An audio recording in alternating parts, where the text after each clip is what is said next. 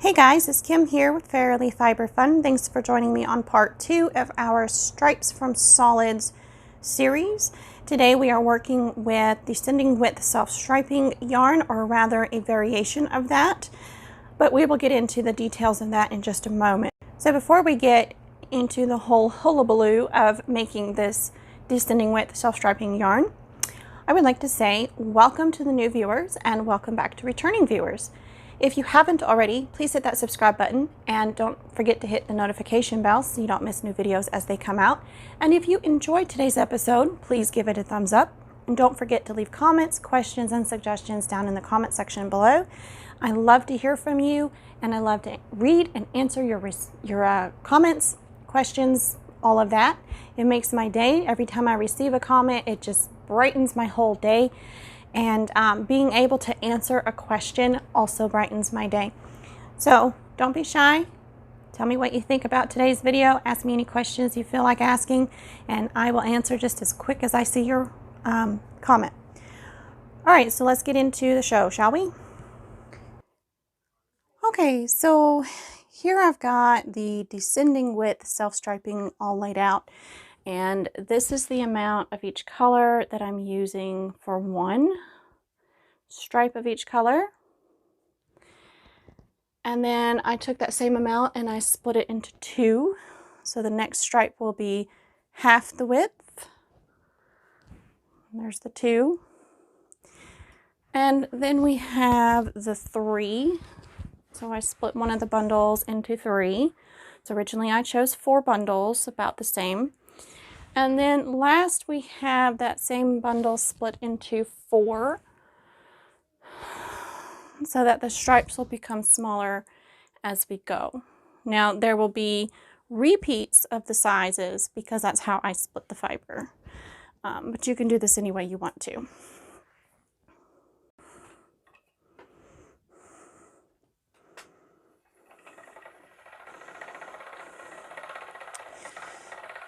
So I thought I would start with the shortest stripes first. And you can make them any length you want. You can measure out exactly how many grams you want for each stripe. You can get real technical with this.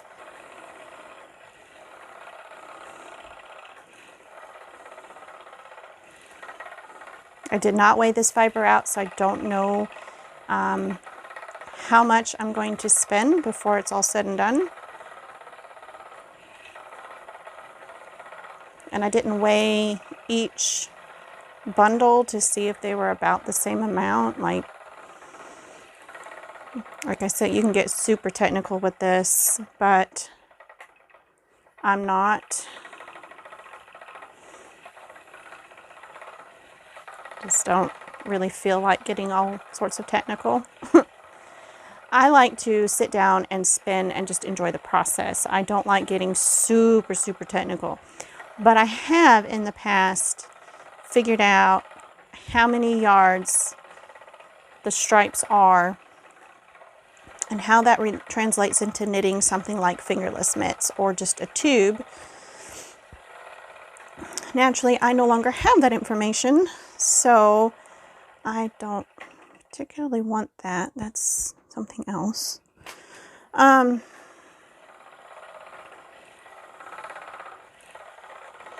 So anyways, I suppose we will figure out the stripe situation later. And yes, I should have measured and I should have weighed and I should have written everything down, but I didn't. So the next time I want to do a striping project, I'm going to have to calculate stuff.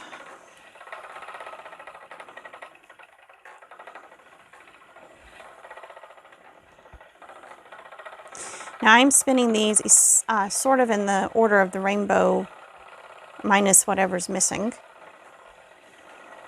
So red, gold, green, blue, purple, since those are the Christmas colors I have.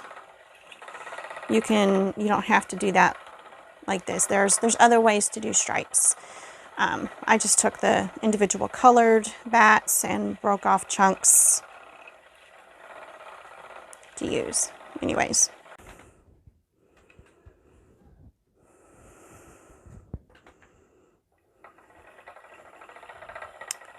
All right, we are on to the section I divided into 3.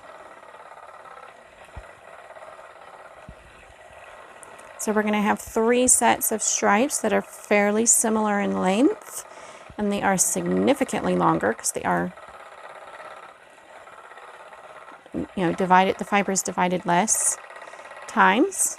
Now this is not a true descending width. Every stripe should be slightly shorter, or every set of stripes, depending on how many colors you're using.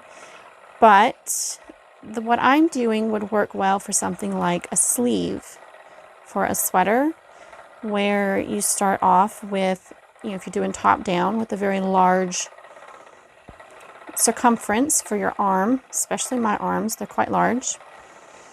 And then you go down as you progress through the sleeve, shorter and shorter and shorter.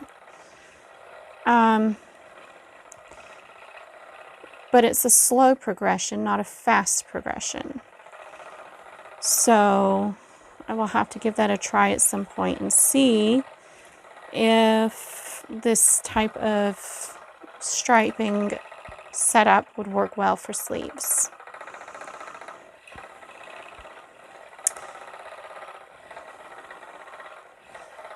So, and that's kind of the end goal of this experiment, is to figure out what length of stripes works best for what project, and what type of striping I would like to use in a project. Like, is the yarn going to have the same length stripes? Is the yarn going to have different length stripes? So yeah, we'll just continue to explore these options throughout the series. And yeah.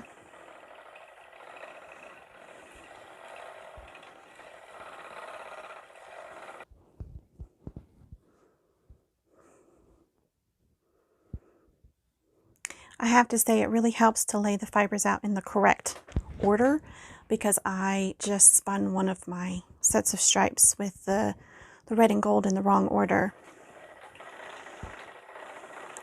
I didn't realize it until I was done with the gold, and then I was like, oops, that was supposed to be red. Oh well, it is what it is. So this is the next to longest stripes, and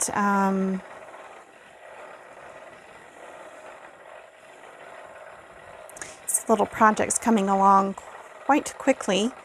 I am thinking about, as I spin this, thinking about all the ways you could do this differently and all the potential for this idea.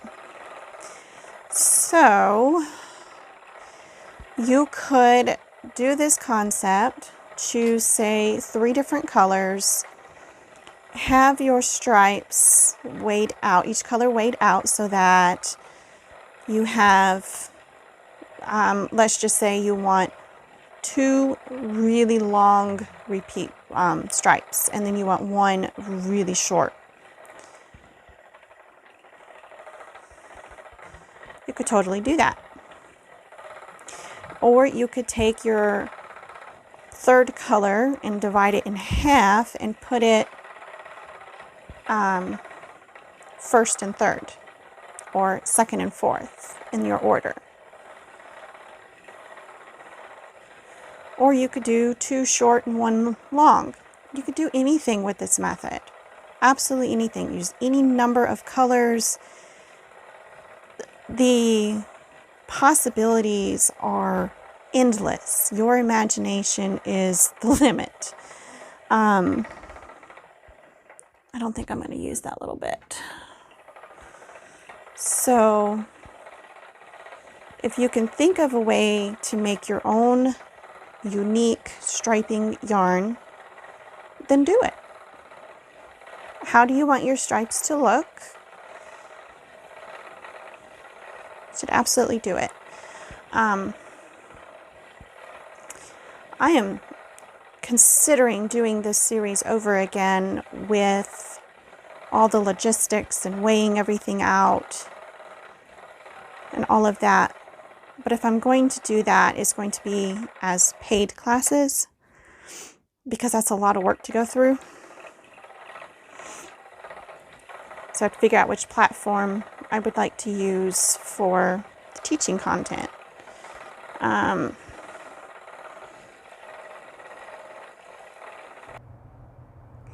So here I am ready to transition in the applying from the purple to the blue.